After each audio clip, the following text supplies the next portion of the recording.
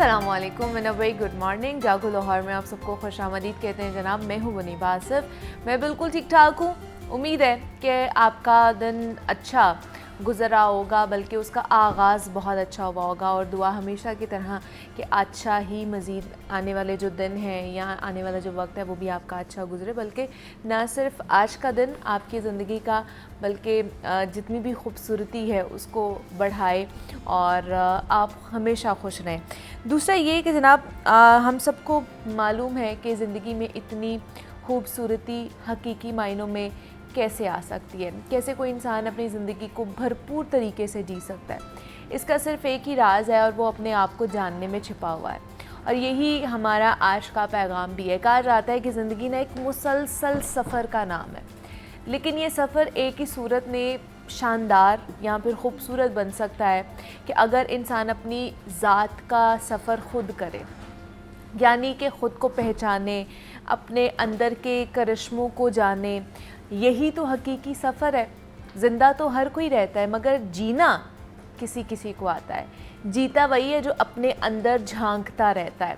और हमारा अलमिया ये है कि हम सारी दुनिया घूमना चाहते हैं और ख्वाहिश करते हैं मुख्तलिफ़ चीज़ों की कि जनाब हमारे पास दुनिया भर तक की रसाई मौजूद हो, लेकिन कभी ये समझते ही नहीं है कि अपनी ज़ात को समझना, उसकी सैर करना भी एक कामयाबी है। और ये इतनी बड़ी कामयाबी है कि मौलाना रूमी तो यहाँ तक कहा करते थे कि जिसने ख़ुद को जान लिया उसने अपने रब को पहचान लिया। तो बताएं कि इससे बड़ी क्या बात हो सकती है। कि इस बात से हमें पता चलता है कि जनाब ज़िंदगी के तमाम राज इंसान की अपनी ज़ात में छुपे हुए हैं। हमें लगता है कि दूसरों को इम्प्रेस कर दें, अच्छी नौकरी ले लें, गाड़ी या कोई बड़ा सा बंगला बना लें तो शायद हम कामयाब ठहरेंगे, मगर ये तो महज एक कह लें कि मटेरियलिस्टिक चीज़ें हैं। कैसी कामयाबी इसके अंदर? इंसान तो एक रूहानी वजूद है, इसके पास शऊर जैसी दौलत है, तो उसे पहचाने बग़ैर कामयाबी का तसव्वुर भी कैसा किया जा सकता है। असल कामयाबी तो ये है कि इंसान की अपनी ज़ात उससे राज़ी हो, वो ये तस्लीम करे कि हाँ तुम वाकई ही में बड़े इंसान हो। इंसान का दिल ये मानने कि उसने अपने अंदर की दुनिया को फ़तह किया है। और ये बात आप में से हर एक को मालूम है।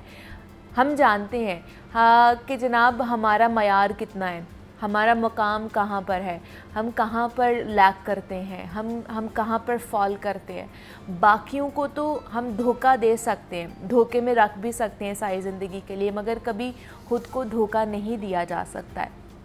और यही वो राज है जो इंसान के दिल की गहराइयों में मौजूद होता है। सिर्फ यही नहीं बल्कि ऐसे बहुत से और राज हैं, मगर उनका पता उसे तभी चल सकता है जब वो वाकई उन गहराइयों में गौता लगाए। तो ये ख़जाना उसी को मिलता है जो अपनी रूह, अपने दिल की तह तक जाता है, अपने आप को पहचानता है। माना कि आजकल की जनाब तेज़ रफ्तार ज़िंदगी है, हमें वक्त नहीं मिलता है कि हम इतना ज़्यादा सोचें या इतना ज़्यादा गहराई में जाएं, मगर हम हर रोज़ अपने लिए कुछ वक्त, चले 24 घंटे में से 10 मिनट तो निकाल ही सकते हैं ना। अगर हम इसके ऊपर अमल दरामद करना शुरू कर दें तो हमारी लाइफ भी बेहतर हो, और आप जो हमें देख रहे हैं, जो हमें सुन रहे हैं, आपको भी कुछ ना कुछ इसमें से कुछ अलग एक पहलू, एक अलग जो है ना एस्पेक्ट है वो नज़र आए और आप उसके ऊपर अमल दरामद करें। रोज़ाना की बुनियाद पर इसी तरह आपसे बात किया करेंगे, गुफ्तगू शनीद किया करेंगे, ताकि कुछ ना कुछ नया हम भी आपसे सीखें और आप भी हमसे सीखने की कोशिश करें। तो जनाब ये आज का पैगाम था। अभी हम आगे बढ़ते हैं जनाब, अब कुछ स्किन केयर के हवाले से बात कर लेते हैं। और ख़ास तौर पर हम सब ही यही ख्वाहिश रखते हैं कि जनाब हम खूबसूरत नज़र आएँ, ख़्वाह वो मर्द हो या फिर ख़वातीन हो, हमारी रंगत अच्छी हो, हमारी स्किन अच्छी हो, तरोताज़ा फ्रेश नज़र आए और कोई भी कील महासे, दाग धब्बे कोई भी मौजूद ना हो, और हमारी पर्सनालिटी उसकी वजह से इन्हांस होती है। बट एक स्किन इन्फेक्शंस बहुत से लोगों को जो है ना उसमें मुब्तला हो जाते हैं। दूसरी एक और आप लोगों ने बीमारी देखी होगी, फुल बहरी, कि आपको कहीं ना कहीं वाइट स्पॉट्स पड़ना शुरू हो जाते हैं जिस्म के ऊपर। बहुत से लोगों को मैंने देखा है हाथों से शुरू होती है और वो मुंह तक पहुंचती है और फिर वो पूरी आपके जिस्म को भी अपनी लपेट में ले लेती है और आपका रंग जो है वक्तन फ़वक्तन चेंज होना शुरू हो जाता है। तो ये है क्या? दूसरा, इस हवाले से बहुत सारी जो मिथ्स हैं वो भी जोड़ी जाती हैं कि अगर आपने कोई मछली के बाद आपने जी दूध नहीं पीना, और अगर किसी को फुलबेरी हुई है तो उसने ज़रूर मछली के बाद दूध पिया है, इस वजह से उसको फुलबेरी हो गई है। तो क्या वाकई ऐसा है कि ये मछली का सीज़न भी है तो हमने मछली के बाद दूध नहीं पीना है, या फिर ये सिर्फ मिथ्स ही हैं, ऐसा कुछ भी नहीं होता है? तो इस पर आज हमने बात करनी है कि फुलबेरी है क्या, ये बीमारी है, ये होती क्यों है, या इसका इलाज क्या मुमकिन है या नहीं है। इस पर बात करने के लिए हमारे साथ स्टूडियोज़ में डॉक्टर अजीम जहांगीर मौजूद हैं, जो कि स्किन स्पेशलिस्ट हैं, डर्माटोलॉजिस्ट हैं। उनसे बात करेंगे। डॉक्टर साहब, आपको वेलकम कहते हैं जागो लोहार में। कैसे हैं आप? ठीक है, अल्लाह का शुक्र। अस्सलाम वालेकुम। वालेकुम अस्सलाम। डॉक्टर साहब, फुलबेरी होती क्या है, होती क्यों है, वजह क्या है इसकी? और जो मैंने बताया है कि जी मछली खाने के बाद दूध पिए तो फुलबेरी हो जाती है, वाकई ऐसा है? देखें, फुलबेरी एक बीमारी है। अच्छा। और सबसे पहले ये बड़ा क्लियर होना चाहिए कि ये लगती नहीं है एक दूसरे से। अच्छा। तो ये नहीं होता कि किसी ने एक को टच किया और हमारे हमसाया मुल्क में ये बहुत बड़ा मिथ है और लोग वहाँ पे बड़ी जो फुलबेरी के मरीज़ हैं वो बड़ी मुश्किल ज़िंदगी गुजारते हैं। अच्छा। बिकॉज वहाँ पे मिथ ये है कि जी एक दूसरे से लग जाती है हाथ मिलाने से। होती है। ओके। तो इट इज़ नॉट कंटेजियस, ये एक दूसरे से नहीं लगती। ठीक है। आप लगाना भी चाहें तब भी नहीं लगेगी। ओके। हमारे यहाँ बहुत सारे जो जब शादी का ज़माना आता है बच्चों का, उस एज में हमारे बहुत सारे लोग ऐसे बच्चों से शादी नहीं करते जिनके फुलबेरी होती है, which is very very sad. इसलिए सैड है कि एक तो ये काबिल इलाज बीमारी है। अच्छा। किसी को किसी वक्त भी हो सकती है, चूँकि ये ऑटो इम्यून डिसऑर्डर है। अच्छा। ऑटो इम्यून का मतलब ये होता है कि आपके जिस्म में अल्लाह ने एक डिफेंस सिस्टम रखा हुआ है जो कि जरासीम को मारने के लिए है। लेकिन वही डिफेंस सिस्टम जो है वो काफ़ी दफ़ा आपके अपने बॉडी के ख़िलाफ़ हो जाता है, काफ़ी दफ़ा आपके दिल के ख़िलाफ़ हो जाता है। तो ऑटो इम्यून डिजीज़ कोई ऐसी हो जाती है, जोड़ों के ख़िलाफ़ हो जाता है तो आपको आर्थराइटिस हो जाता है। यही ऑटो इम्यून जो एक प्रोसेस है या यही जो डिफेंस सिस्टम है, ये आपके वो कलर बनाने वाले सेल्स जो कि आपके जिल्द का रंग बनाते हैं। अच्छा। तो रंग बनाने वाले छोटे छोटे सेल्स होते हैं जो रंग बना रहे होते हैं, और अल्लाह ने सारी उम्र उनको रंग बनाने के लिए पैदा किया है। चूँकि रंग से आपको धूप के मुज़िर असरात से बचते हैं आप। तो धूप में कुछ तो नज़र आने वाली शुआएं और कुछ ना नज़र आने वाली शुआएं। हाँ। जो ना नज़र आने वाली शुआएं उसको अल्ट्रावायलेट रेज बोलते हैं। तो अल्ट्रावायलेट से बचाता है आपका रंग। लेकिन जब ये आपकी अपनी इम्यूनिटी या आपका अपना डिफेंस सिस्टम बजाय जरासीम को मारने के आपके अपने ही बॉडी के ख़िलाफ़ हो जाता है, तो उसकी वजह से वो उन सेल्स को मार देता है जो कि रंग बनाते हैं। ठीक है। शुरू में वो सेल्स मरते नहीं हैं, वो समझ लें एक किस्म के बेहोश हो जाते हैं, वो मरते नहीं हैं। तो उससे वो सेल्स पहले तो बनाना बंद कर देते हैं रंग, और आखिर में अगर आपका इम्यून सिस्टम ज़्यादा स्ट्रॉन्ग हो तो उनको भी मार देता है। तो इसीलिए जो बहुत सारी दवाइयाँ हम इसमें इस्तेमाल करते हैं वो अपनी इम्यूनिटी को, आपके इम्यून सेल्स को, जो आपके डिफेंस सिस्टम वाले सेल्स हैं उनको थोड़ा सा वीक करती है ताकि वो इतने स्ट्रॉन्ग ना हो कि आपके अपने सेल्स को मारने लग जाएं। तो इसलिए ये बहुत सारी आजकल इसमें दवाइयाँ भी अवेलेबल हैं। अच्छा। सर्जरी भी अवेलेबल है। नहीं तो ऐसा कुछ नहीं है ना कि जी मछली खाने के बाद जो दूध पीते हैं उनको ये फुलबेरी हो जाती है? नहीं, बिल्कुल भी ऐसा नहीं है। हमारे यहाँ दो मिथ्स बहुत ज़्यादा कॉमन है। एक ये कि मछली खाने के बाद दूध पिया किसी ने और उसको फुलबेरी हो गई। ऐसा बिल्कुल नहीं है। अगर ऐसा होता तो दुनिया में बहुत सारे ऐसे ममालिक हैं, ख़ासतौर पर स्कैंडिनेवियन कंट्रीज़ जो हैं, वहाँ तो मछली पकाई ही दूध में जाती है। अच्छा। तो वो तो पूरी कॉम को फिर फुलबेरी हो जानी चाहिए। ऐसे नहीं होता। और अब इस पे साइंसी तौर पे बहुत ज़्यादा तहकीक हो चुकी है, और अभी in the last I would say last 5 years में बहुत ज़बरदस्त इसमें दवाइयाँ भी आ चुकी हैं, सर्जरी आ चुकी है, melanocyte transplant surgery.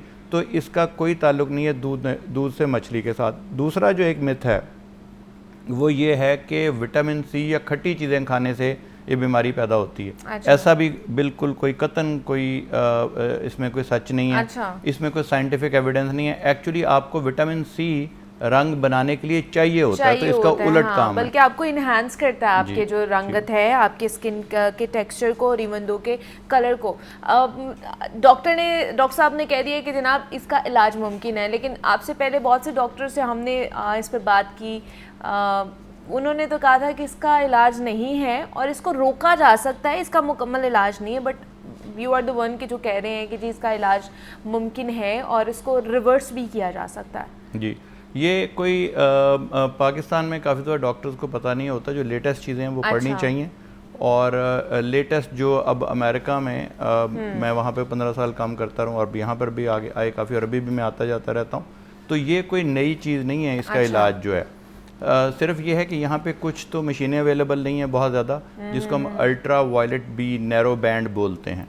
Narrow band ultraviolet B एक ख़ास लाइट है जो नज़र तो नहीं आती लेकिन होती वो लाइट ही है, और उसमें हम उसके लिए हमारे पास छोटे लैंप्स होते हैं, बड़े होते हैं, जिसमें पूरी बॉडी के, अगर पूरी बॉडी पे है तो एक छोटा सा कमरा होता है जिसके चारों तरफ जो है वो लैंप्स लगे होते हैं जो कि ultraviolet narrow band ultraviolet B निकालते हैं। इसके साथ साथ आजकल बहुत ज़बरदस्त, जिसको हम जैनस काइनेज इनहिबिटर्स बोलते हैं, जैक इनहिबिटर्स, ये एक नई क्लास है दवाइयों की जो पहले मौजूद नहीं थी। पाकिस्तान में अल्हम्दुलिल्लाह लोग सिर्फ डिप्रेसिंग बातें हर वक्त करते हैं, और मुझे अमेरिका से आके काफ़ी अफसोस भी होता है कि यहाँ पे लोग सिर्फ नेगेटिविटी ज़्यादा है। यहाँ पे बहुत अच्छी चीज़ें भी हो रही हैं। हमारे पास लेटेस्ट दवाइयाँ तकरीबन जो है drug regulation authority of Pakistan है, वो मैं बड़ा खुश हूँ कि वो बहुत तेज़ी से दवाइयों को अप्रूव भी करते हैं। उनमें बुराइयां भी होंगी लेकिन बहुत अच्छाइयाँ भी हैं। तो वो अच्छाई एक ये है कि वो बड़ी जल्दी अप्रूव की उन्होंने दवाइयाँ। अब हमारे पास तकरीबन वही दवाइयाँ अवेलेबल हैं। आपकी पूरी बॉडी को ये इफेक्ट कर लिया है इसने, आपकी पूरी बॉडी की स्किन को, तो क्या ये आपके इंटरनल ऑर्गन्स को भी इफेक्ट कर सकता है कि नहीं? हाँ जी, वो उसमें दो चीज़ें हैं। पहली बात तो ये कि जब भी इतना ज़्यादा ऑटो इम्यून डिसऑर्डर होता है, कोई एक भी हो, तो हम कोशिश ये करते हैं कि कुछ टेस्ट करवाए जाएँ जिससे पता चले कि आपका उसी ऑटो इम्यून डिसऑर्डर से, यानी वही जो आपका डिफेंस सिस्टम जिसने आपके ये सेल्स मारे हैं वो किसी और सेल्स पे हमला तो नहीं कर रहा। तो उसमें थायराइड जो है वो एक ऐसा ऑर्गन है जिसमें ऑटो इम्यून थायराइडाइटिस उसको बोलते हैं, कि वही आपकी एंटीबॉडीज़ जो हैं जो कि हमला किया अपने ऑर्गन पे, जिल्द पे, वही आपके थायराइड को डिस्ट्रॉय कर सकती हैं, डैमेज कर सकती हैं। आपने देखा होगा लोग कहते हैं मेरा थायराइड कम काम करता है। वो कम काम करने से पहले यूजुअली आपकी अपनी बॉडी जो है वो थायराइड को आहिस्ता आहिस्ता मार रही होती है, और उसके लिए टेस्ट मौजूद हैं, जो एंटी थायराइड एंटीबॉडीज़ के टेस्ट मौजूद हैं, जिससे हमें ये पता चल जाता है कि अगर अभी थायराइड सही भी काम कर रहा है तो एक वक्त आएगा थायराइड काम करना मुमकिन है बंद कर देगा, तो हमें उसको पेशेंट को अंडर ऑब्जर्वेशन रखते हैं। और अगर 90% फ़र्ज करें या 95% जिल्द के सारा रंग खत्म हो गया और चंद वो निशान रह गए जो कि नॉर्मल जिल्द के हैं और वो बुरे लगते हैं, तो अब हमारे पास अल्हम्दुलिल्लाह वो दवाइयाँ हैं और बड़े अरसे से हैं जो कि हम वो जो रंग रह गया उसको भी ख़त्म कर सकते हैं अगर बहुत ही डेस्परेट सिचुएशन हो। लेकिन एक बात बड़े ख्याल रखना चाहिए, लोग पाकिस्तान में गोरा भी होना चाहते हैं, अंडरस्टूड। और मैं जिस तरह सवाल पूछना चाह रही थी कि लोग इस साइड पे बहुत ज्यादा जाते हैं, तो उसके लिए क्या करना चाहिए? तो लोग जो गोरा होना चाहते हैं वो विटलाइगो की कभी तमन्ना ना करें, खुदा ना खास्ता। लोग कहते हैं कि जी मैं इतने गोरी हैं, देखिए मेरी, वो जो गोरा होने का एक नुकसान ये है कि आपकी प्रोटेक्शन जो है, जो अल्लाह ने आपको जो रंग दिया हुआ है वो समझ लें ऑटोमेटिक या कुदरती सन ब्लॉक है। वो आपको दो चीज़ें, लाइट जो है ना, खासतौर पे सूरज की लाइट, ये अल्ट्रा वायलेट लाइट जो है बचाती हैं, वो जो है वो दो काम ख़राब करती है। एक तो आपको एजिंग करती है, आपकी स्किन की एजिंग जो है, जिसमें दाग धब्बे भी एजिंग का हिस्सा हैं, आपकी झुर्रियाँ भी हैं, आपकी लैक्सिटी ऑफ द स्किन है, स्किन ज़रा थोड़ी सी लूज़ हो जाती है। ये तीनों जो चीज़ें हैं ये 90% इसमें 90% में ज़्यादा क्या गया, मेरे ख्याल में 50 to 60% जो है उसमें सूरज का अमल दखल होता है। अगर 50% आपका बॉडी का अमल दखल है, अब ऐसे पेशेंट्स में जिनमें रंग बिल्कुल नहीं है उसमें बहुत ज़्यादा अमल दखल होता है सूरज की शुआओं का। नहीं तो ऐसे लोगों को फिर ज़्यादा एक्सपोजर नहीं करना चाहिए। तो जो विटलाइगो के लोग हों, अगर वो बाहर जाएंगे सूरज में, तो सबसे कम जो काम कर सकते हैं, अगर कोई इलाज नहीं अवेलेबल, आप ऐसी जगह रहते हैं जहाँ पे कोई भी इलाज नहीं अवेलेबल, तो सूरज से अपने आप को ज़रूर बचाएं। क्योंकि उससे आप तीन चीज़ें करेंगे। नंबर एक, आपका रंग ख़राब नहीं होगा, क्योंकि जहाँ से रंग उड़ गया है वहाँ पे अगर रंग आए और धब्बों की सूरत में आए तो आपको बुरा लगे, तो बेहतर है फिर आप उसको सन ब्लॉक लगाएं। दूसरा सबसे इम्पॉर्टेंट काम है कि ऐसे पेशेंट्स को स्किन कैंसर का बड़ा ख़तरा होता है, क्योंकि रंग की प्रोटेक्शन जो थी, जो अल्लाह ने दी हुई थी, वो ख़त्म हो गई। अब आपको सन ब्लॉक अगर नहीं लगाएंगे तो वहाँ पे आप में स्किन कैंसर का उतना ही ख़तरा है जितना कि गोरों में होता है, कॉकेशियन में होता है। थर्ड चीज़ ये है कि आपकी स्किन वहाँ पे बड़ी जल्दी वहाँ पे झुर्रियाँ आएंगी, वहाँ पे फ्रैकल्स पड़ेंगे और आपकी जल्द ख़राब होगी। ठीक है, तो वहाँ पे सन ब्लॉक लगाएं जब तक कि या तो इलाज से सन वहाँ पे रंग वापस ना आ जाए, या सर्जरी ना हो जाए, या आपका कुछ और ना आप कर लें। और अगर बहुत डेस्परेट हों और आप ज़रूर चाहते हैं कि वहाँ पे रंग ख़त्म हो जाए, तो यूजुअली मेरी रिकमेंडेशन होती है कि जो आपके एक्सपोज्ड पार्ट्स हैं, आपके हाथ हो गए, आपकी गर्दन, फेस हो गया, चेहरा हो गया, पाँव का हिस्सा जो आपको ज़्यादा सूरज में जाता है, वहाँ पे कोशिश करनी चाहिए कि या तो वहाँ पे इलाज हो जाए या वहाँ पे या इलाज हो जाए दवाइयों से, या मेलानोसाइट ट्रांसप्लांट हो जाए। फ़र्ज़ करें आपकी सारी बॉडी अगर वाइट भी हो, चूँकि आपने कपड़े पहने होते हैं, तो वहाँ पे सन का एक्सपोजर का इतना नुकसान नहीं होता। आपने देखा होगा कि हमारा जो रंग है बॉडी से हमेशा ज़्यादा गाढ़ा होता है, क्योंकि सन एक्सपोजर की वजह से वहाँ पे सन एक्सपोज होता है। और अल्लाह ने ये अमेजिंग एक मैकेनिज़्म बनाया है कि जहाँ पे अल्लाह ताला को पता था कि यहाँ पे सन लगेगा, वहाँ पे रंग ऑटोमेटिकली गाढ़ा होना शुरू हो जाता है प्रोटेक्शन के लिए। अच्छा जी, इसीलिए हमारे जिस्म के वो हिस्से जहाँ पे धूप नहीं लगती वो हल्के होते हैं, क्योंकि वहाँ पे ज़्यादा रंग की जरूरत नहीं होती। हाँ ठीक है। और वो फेस और हाथ पैर जो है वहाँ पे क्योंकि एक्सपोजर ज़्यादा होता है धूप का, तो उसकी वजह से। तो क्या ये मुझे बताएं कि ये मौरूसी बीमारी भी हो सकती है, कि मतलब अगर पेरेंट्स में से किसी को है तो ये बच्चों को भी हो सकती है? जी हो सकती है, लेकिन ज़रूरी नहीं हो। अच्छा। हमारे बहुत सारे पेशेंट मैंने देखे हैं जिनके पेरेंट्स को, और अक्सर के पेरेंट्स को नहीं होती, उसके बगैर हो जाती है। ठीक है। लेकिन कुछ पेरेंट्स में से भी आ सकती है, लेकिन उसका ज़रूरी नहीं है कि ज़रूर आए। मतलब 100% चांस नहीं है कि ऐसा हो कि ये मौरूसी है, ये जेनेटिकली भी आगे ट्रांसफ़र कर दे। और दूसरा ये कि अगर बिल्कुल ही हम लोगों ने ट्रीटमेंट करा लिया है, हम रिकवर हो गए हैं, तो क्या ये दोबारा से आपको हो सकता है, दोबारा से इसके चांस हैं कि दोबारा से अकर हो जाए? जी, ये पेशेंट्स अक्सर पूछते हैं कि जी और परेशान बिला वजह होते हैं। देखें, ऑटो इम्यून डिसऑर्डर्स, वैसे तो कोई भी बीमारी जो है, हम तो अल्हम्दुलिल्लाह मुसलमान हैं, हमारा ईमान थोड़ा सा कमज़ोर इसलिए हो जाता है कि हम समझते हैं कि बीमारी के लिए 100% हमें श्योरिटी चाहिए कि दोबारा बीमारी ना हो। तो मैं लोगों को कहता हूँ कि यार, अगर एक नॉर्मल पेशेंट को, ये नॉर्मल बंदे को कैसे पता कि आइंदा बीमारी नहीं होगी? हमें किसी को नहीं पता कि हमारी अल्लाह ने ज़िंदगी कितनी लिखी है, हमें कब बीमारी होगी। तो बिला वजह परेशान ना हो। अगर आपकी एक दफ़ा बीमारी ठीक हो जाए तो एज्यूम करें कि दोबारा नहीं आएगी। ठीक है। अगर वो दोबारा आती भी है और आपको पहले ठीक हुई थी, इसका मतलब है कि आइंदा भी ठीक हो सकती है। ठीक है। और आप अपने इर्द गिर्द देखेंगे बहुत सारे ऐसे लोग हैं जो, और मेरे ख्याल में सबसे बड़ा, अगर मैं एक छोटा सा अगर मैसेज देना चाहूँ अपने पेशेंट्स को जो इफ़ेक्ट हैं इससे हुए, वो ये है कि इससे मायूस मत हों। उसकी दो वजूहत हैं। नंबर एक तो इसके लिए हमारे पास दवाइयाँ मौजूद हैं। लोगों की बातें सुनने से पहले अपने डॉक्टर से मशवरा करें, इलाज करें। दवाइयों से इलाज हो सकता है और बड़ा सस्ता भी हो सकता है। फोटोथेरेपी से हो सकता है, नैरोबैंड यूवीबी से हो सकता है, लेज़र से हो सकता है, मेलानोसाइट ट्रांसप्लांट से हो सकता है। अगर आपका एक दफ़ा इलाज हो गया है, तो जैसा आपने कहा कि क्या दोबारा हो सकती है, आंसर है कि हो सकती है। अच्छा। लेकिन क्या चांस है कि ये होगी? मेरा नहीं ख्याल बहुत ज़्यादा चांस है कि होगी। और अगर दोबारा हो भी जाए तो उसमें मैंने जैसे बताया कि एक तो दवाइयाँ मौजूद हैं, और इस पर बड़ी ज़बरदस्त किस्म की रिसर्च हो रही है आजकल दुनिया में, जिसकी वजह से हर साल इस नई से नई दवाइयाँ आ रही हैं। और अब आप देखेंगे कि मुमकिन है कुछ अरसे में ये बहुत ही ज़्यादा काबिल इलाज मर्ज हो जाए। अच्छा। अगरचे अभी भी बहुत ज़्यादा काबिल इलाज है, लेकिन अभी लेटेस्ट अवेयरनेस नहीं है इस वजह से, वरना इसकी बहुत सारी ट्रीटमेंट्स भी हैं। जिस तरह उन्होंने कहा कि फोटोथेरेपी भी है, फिर जो है वो ट्रांसप्लांट भी इस हवाले से हो रहा है।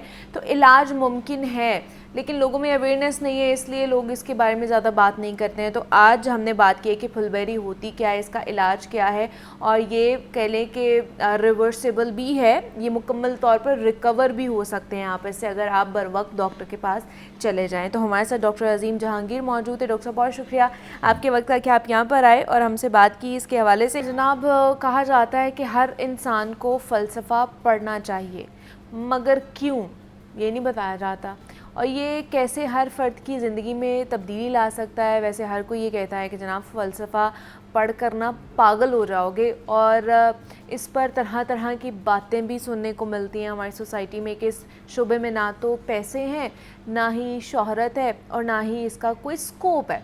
तो इन बातों में कितनी सच्चाई है?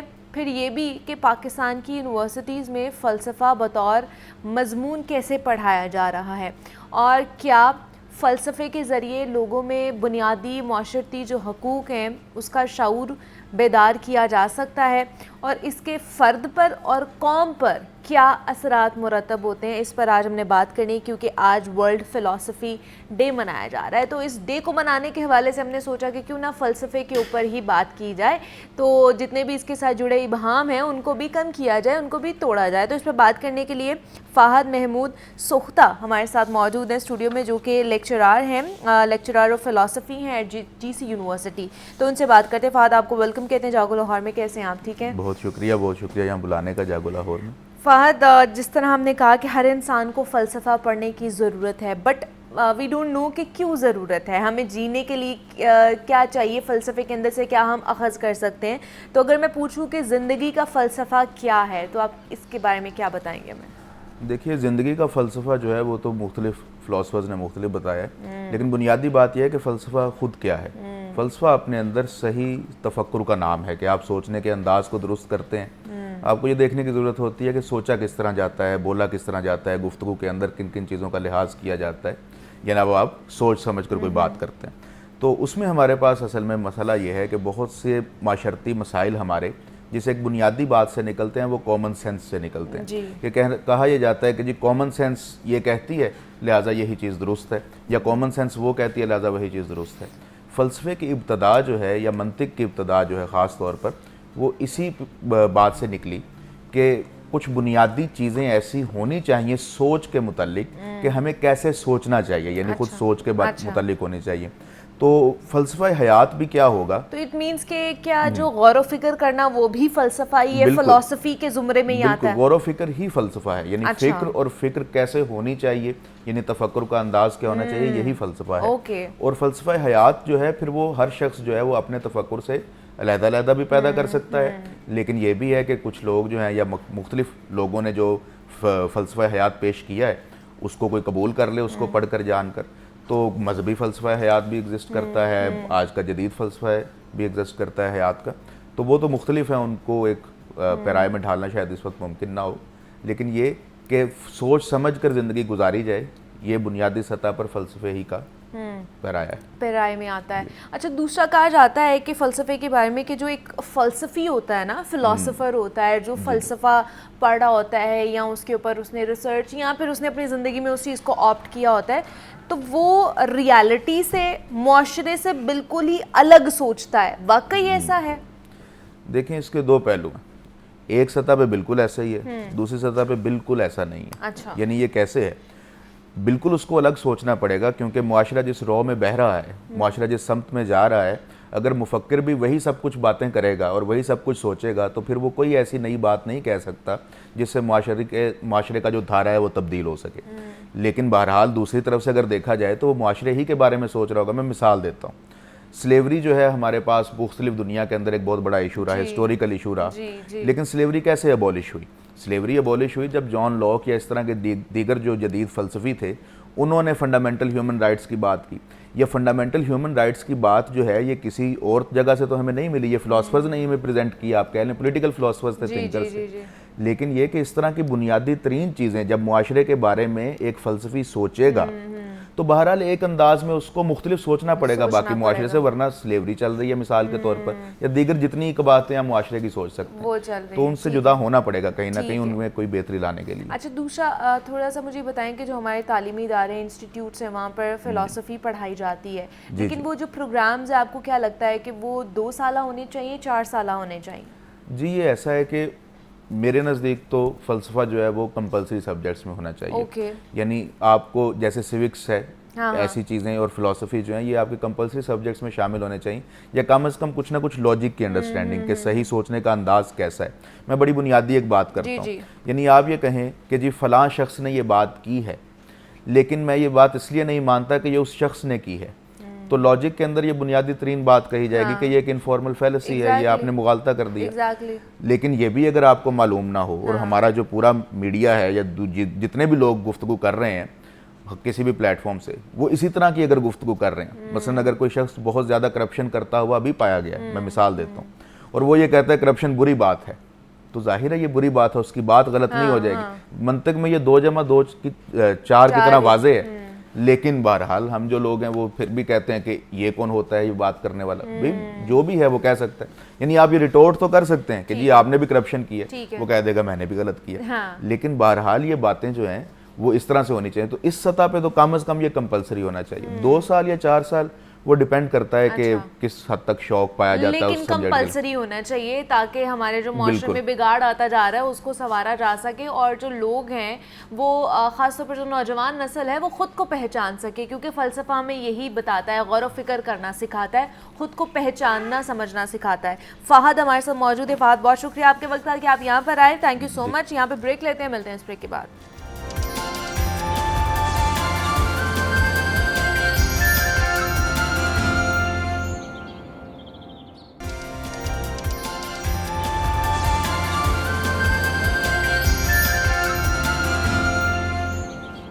वेलकम बैक टू जागो लाहौर। जनाब, अब कुछ बात कर लेते हैं लाहौर शहर के जो सेहत का निज़ाम है और हेल्थ में क्या क्या फैसिलिटीज़ मिल रही हैं, ख़ास तौर पर जो गवर्नमेंट हॉस्पिटल्स हैं वहाँ पर सबसे ज़्यादा जो बात की जाती है, ख़ास तौर पर जनाब जो वेंटिलेटर्स की किल्लत है उसके ऊपर बात की जाती है। और आपको पता है कि वेंटिलेटर एक वो चीज़ है जिससे आप किसी की जान, एक मरीज़ की जान भी बचा सकते हैं, और उसी की किल्लत जो है वो पाई जा रही है। रिवैम्पिंग की जा रही है, मुख्तलिफ़ चीज़ें जो हैं वो किए जा रही हैं, लेकिन जो एसेंशियल चीज़ें हैं जिनको फ़ौरी तौर पर जो है ना वो ठीक करना चाहिए या ख़रीदना चाहिए या मेंटेनेंस की तरफ लेकर जाना चाहिए, उनकी तरफ वो गौर नहीं किया जा रहा है। तो इस पर हमने बात करना है कि ख़ास तौर पर जो कहा जाता है कि पंजाब की 12 करोड़ आबादी के लिए सरकारी हॉस्पिटल में सिर्फ जो है ना वो 940 वेंटिलेटर्स मौजूद है, जबकि अगर लाहौर की बात की जाए तो यहाँ के सरकारी हॉस्पिटल में सिर्फ 520 वेंटिलेटर्स दस्तयाब हैं।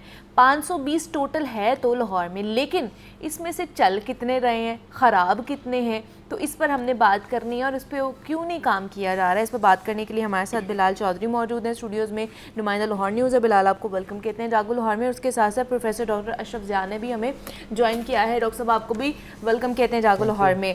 डॉक्टर साहब, सबसे पहले आप ही से स्टार्ट करूँगी बिकॉज़ आप भी हेड हैं, काफ़ी अरसा आप कह लें कि इस चीज़ में गुजारा है आपने। कोविड में भी बड़ी अच्छी आपने शानदार जो है ना वो परफॉर्मेंस दिखाई थी।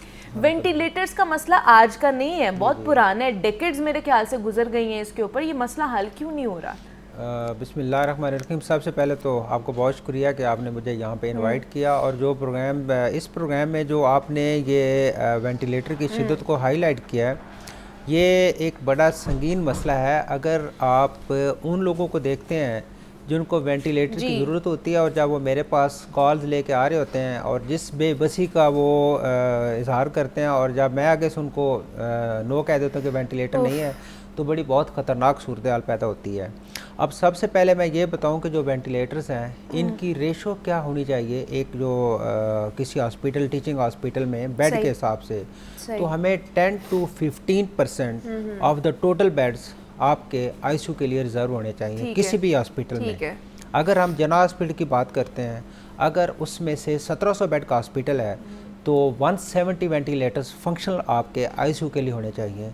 जो इस टाइम करंटली जो मेरे पास 6 वेंटिलेटर हैं, जो आफ्टर रीवैम्पिंग रीवैम्पिंग प्रोसेस में हमने एक जगह पे जो आईसीयू एक एस्टेब्लिश किया हुआ है, और साथ उसमें 8 वेंटिलेटर हैं जो न्यूरो आईसीयू में है। सो टोटल हमारे पास एक मेडिकल का आईसीयू है जिसमें 8 वेंटिलेटर वहाँ पे हैं।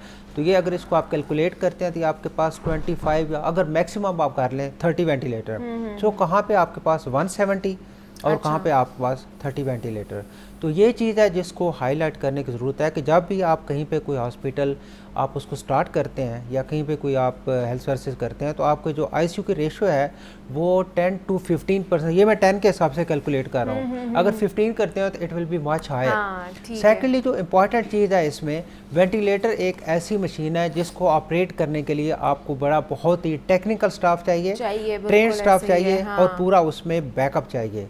हमारा सबसे बड़ा अलमिया ये है कि अगर हम वेंटिलेटर परचेज भी करते हैं, कहीं भी रखवा देते हैं, उसको ऑपरेट करने के लिए हमारे पास ट्रेन स्टाफ नहीं है, एनेस्थीसिया के डॉक्टर नहीं है जो उसको ऑपरेट करते हैं, एनेस्थीसिया टेक्नीशियन नहीं है, ट्रेन स्टाफ नर्सेज नहीं है जो उसमें आईसीयू के उसकी केयर कर सकें। अच्छा। सो इसमें ये चीज़ जो है ना ये बहुत इंपॉर्टेंट है। तो इसमें शुरू से जब भी मुझे इस प्रोग्राम में बुलाया गया तो मेरी उस पर प्रायोरिटी यही रही है कि मैं इन चीज़ों को हाईलाइट करूँ कि कम अज़ कम जहाँ पे वेंटिलेटर्स हैं उसकी अगर आप 10% नहीं करते, एटलीस्ट उसको आप 5% से ऊपर ले जाएं। ठीक है, जहाँ पे किसी हॉस्पिटल में जो 5% भी नहीं है, 5% भी नहीं है। देखें अगर 5% भी आप करते हैं तो आप 1700 को 5 से मल्टीप्लाई करते हैं तो ये भी आपके कुछ 70-80 के करीब बनते हैं फंक्शनल वेंटिलेटर। अच्छा, जो कि हमारे पास वो भी नहीं है, वो भी नहीं है। और दूसरा उस पर जो इम्पोर्टेंट चीज़ है कि इनको ऑपरेट करने के लिए आपके पास ह्यूमन रिसोर्स की कमी है बहुत ज़्यादा, जिसको फिल करने की ज़रूरत है। हम अपने एंड पे कोशिश करते रहते हैं कि लोगों को उसको गवर्नमेंट को भी इन्वॉल्व करने की और हायर अथॉरिटी को उसको जी इस पे तवज्जो दी जाए। और जो पिछले जो चंद सालों में जो प्रोग्राम चला है कि हमारे बहुत सारे डॉक्टर जो क्वालिफाई होते हैं एनेस्थीसिया में ट्रेनिंग कंप्लीट की, उसके बाद उनको अच्छी अपॉर्चुनिटीज मिलती हैं, वो बाहर चले जाते हैं या प्राइवेट सेटअप ज्वाइन कर लेते हैं। तो हमारे पास अभी डेफिशिएंसी जो है ना, किल्लत, वो डे बाई डे बढ़ती जा रही है, वेंटिलेटर्स की भी और ह्यूमन रिसोर्सेज की भी। ह्यूमन रिसोर्सेज की भी बढ़ती जा रही है, बल्कि वेंटिलेटर से ज़्यादा प्रॉब्लम हमें HR की आ रही है, ह्यूमन रिसोर्सेज की, जो उसको ऑपरेट करें या वैसे जो एनेस्थीसिया दे सकें उसमें थिएटर्स में। क्योंकि वहाँ पे भी हम जहाँ पे हम जैसे अभी हमने जना हॉस्पिटल में हम 4 ऑपरेशन थिएटर का एक कॉम्प्लेक्स बड़ा बहुत ही स्टेट ऑफ द आर्ट जो हमारी बोर्ड ऑफ मैनेजमेंट के चेयरमैन है गौर एजाज साहब, उन्होंने एक स्टार्ट करवाया है। उसको हमें स्टार्ट करने में प्रॉब्लम कहाँ पे आ रही है कि हमारे एनेस्थीसिया के डॉक्टर्स की शॉर्टेज है। अब वो इतनी अच्छी खूबसूरत जो है वो जो ऑपरेशन थिएटर बना के उसको रन करने में प्रॉब्लम आ रही है। तो ये चीज़ ज़्यादा हाईलाइट करने की ज़रूरत है कि एनेस्थीसिया के डॉक्टर्स की शॉर्टेज को पूरा किया जाए, जिन्होंने ये सारे मैकेनिज्म को चलाना है। तो फिर बिलाल, जैसे डॉक्टर साहब ने भी कहा कि जितने भी हमारे यहाँ पे डॉक्टर्स बनते हैं, एनेस्थीसिया वाले डॉक्टर्स भी हैं, यहाँ पे ट्रेनिंग लेते हैं, उनको अच्छी कह लें कि फैसिलिटेशन मिलती है, अच्छी अपॉर्चुनिटी मिलती है। यहाँ तो प्राइवेट सेक्टर में चले जाते हैं, यहाँ पर ब्रेन ड्रेन हमारे सामने बहुत ज़्यादा हुआ है, बहुत डॉक्टर्स बाहर गए हैं। तो ये गवर्नमेंट इस हवाले से कोई पॉलिसी नहीं लेकर आ सकती या पॉलिसीज़ में अमेंडमेंट नहीं कर सकती कि यहाँ पे डॉक्टर्स को इतना इक्विप्ड किया जाए या सहूलियात दी जाए ताकि लोग बाहर को मूव ना करें? मुनीबा, अगर आप डॉक्टर होती, यही क्वेश्चन मैं आपसे करता था, तो मुझे पकड़ लेना था। उसमें ये है कि गवर्नमेंट पहले जो अपने काम करने वाले हैं वो तो कर लें। अच्छा। देखो डॉक्टर साहब ने कितनी खौफनाक बात की है, और ये रियलिटी है, हम सबको पता है कि सिर्फ ये वेंटिलेटर्स की उन्होंने बात की कि पुर्जे उनके अंदर गायब हो जाते हैं, सीटी स्कैन मशीनों के, MRI के, एक्सरे मशीनों के, हर दूसरे दिन क्यों ख़राब हो जाती है, छोटी छोटी जो दवाइयाँ हैं वो गायब कर लेते हैं, अद्वियात चोरी होती हैं। यहाँ पे हर किस्म की तो मॉरली, एथिकली, फिनंशियली हर किस्म की तो करप्शन है। आप किस को रोकेंगे? गवर्नमेंट को मेरा ख्याल है चीज़ों को पता है, उनको पता है कि कौन से करप्ट लोग हैं, कौन से माफियाज हैं, क्यों नहीं पकड़ते उनको? इन सबको पता है भाई, कोई कहना जी वो मेरे मामे का पुत्र है या किसी सिफारिशी दंदनाते फिर रहे हैं। अगर इस तरह अभी हम देख रहे हैं कि हम 2024 में बैठे हैं, 25 माशाल्लाह आने वाला है, तो हम कहाँ पे बैठे हैं? हमारे पास अभी बेसिक चीज़ें नहीं हैं। अभी हम डॉक्टर्स को बुरा भला तो कहते हैं, ठीक है, अभी उनको ये दे क्या रहे हैं? मेरा ख्याल है जो स्पेशलाइजेशन करता है उनकी अभी भी 1,25,000 से 30,000 रुपया उसकी तनख्वाह है। पहले उसने 5 साल का MBBS करना है, फिर उसने हाउस जॉब करनी, फिर 5 साल उसने स्पेशलाइजेशन करनी। ये 10 साल लगा के अगर आप उसको 1.5 लाख दे रहे हो तो अगर उसको ऑफर आएगी 10 लाख की, तो उधर ही जाएगा ऑब्वियसली, क्यों नहीं वो जाएगा? देखिए ये चीज़ें समझने वाली हैं। ये एनेस्थीसिया की मैं फिर भी इनको कहता हूँ, बड़ा इनको डॉक्टर्स को खासकर एनेस्थीसिया वाले में इनको ख्याल तस्लीम पेश करता हूँ कि बड़े मुश्किल हालात में ये जो लोग काम कर रहे हैं, ये वो स्पेशलिटी थी, उसमें तो लोग आना नहीं चाह रहे थे। तो अब ये स्पेशलिटी थोड़ी सी बेहतर होना शुरू हुई है, थोड़ी इसको एक्सटेंड भी किया है, ICU में लेके गए, फिर क्रिटिकल केयर में ये लेके गए हैं, फिर ये पेन मैनेजमेंट में लेके गए, इनकी स्किल्स को इम्प्रूव किया है, लोगों को पता चला है एनेस्थीसिया। अगर आज से कोई 2-4 साल पहले तक, अभी भी बल्कि मैं आपको बताऊँ कि जनूबी पंजाब के अक्सर शहरों में, शहर के अंदर जो DHQ हॉस्पिटल्स हैं, वहाँ पे ना तो एनेस्थीसिया है डॉक्टर कोई, ना कोई टेक्नीशियन, ना ही इसकी कोई ये वेंटिलेटर मौजूद है। तो ये सारा जो क्राउड है वहाँ पे ये आता है लाहौर में या उसके बड़े शहरों में, ये जो है ये रिपोर्ट होता है, या वहाँ पे जो प्राइवेट हॉस्पिटल्स है ये वहाँ पे जा रहा है। तो ये ओवरऑल हमारा ये तो एक छोटा सा सेगमेंट है वेंटिलेटर्स की शॉर्टेज, फिर उसकी HR के इश्यूज़। इसके अलावा हमारे तो पूरे हॉस्पिटल्स के मसाइल हैं, हमने आज इसको कैप्चर किया है। हम तो ये चाहते हैं कि ये वाला इशू ये मरियम नवाज साहिबा सुने और इनको जो है अव्वलीन बुनियादों पर इस चीज़ को हल करें, और देखें कि हमारे लोग अक्सर क्यों मरते हैं ड्यूरिंग ऑपरेशन टेबल पे, कि उनको एनेस्थीसिया गलत दे दिया जाता है, वो उठते ही नहीं है। हामला ख़वातीन मार दी जाती हैं, ठीक है। इतनी जो अमवात हो रही हैं उनमें से बेशतर अमवात सिर्फ इस वजह से हो रही है गलत देने की वजह से। नहीं एनेस्थीसिया सॉरी गलत नहीं, उसमें जो प्रॉब्लम आ रही है ना, जैसे हैंडल नहीं करना आता बिलाल ने जैसे बताया ना, अगर आप लाहौर से चांद हॉस्पिटल से थोड़ा सा बाहर जाते हैं ना तो आपके पास ट्रेन स्टाफ नहीं है, सबसे बड़ी प्रॉब्लम है। अब वहाँ पे शॉर्टकट क्या किया जाता है, या तो जो सर्जन है वो खुद ही एनेस्थीसिया देते हैं और वो चूँकि ट्रेन नहीं होते तो वो बहुत बड़ी प्रॉब्लम होती है, या फिर अनक्वालिफाइड डॉक्टर्स हैं जिनको आइडिया नहीं एनेस्थीसिया कितना सेंसिटिव है। अब यहाँ पे हमारे पास भी प्रॉब्लम कहाँ पे होती है कि आप 2 डॉक्टर्स के साथ 4 ऑपरेशन थिएटर रन कर रहे हैं, तो खुदा न खास्ता अगर 2 थिएटर में अगर एट द सेम टाइम कोई प्रॉब्लम होगी है तो आप कहाँ पे जाएंगे, इधर दौड़ेंगे वहाँ पे जाएंगे, कहाँ पे जाएंगे।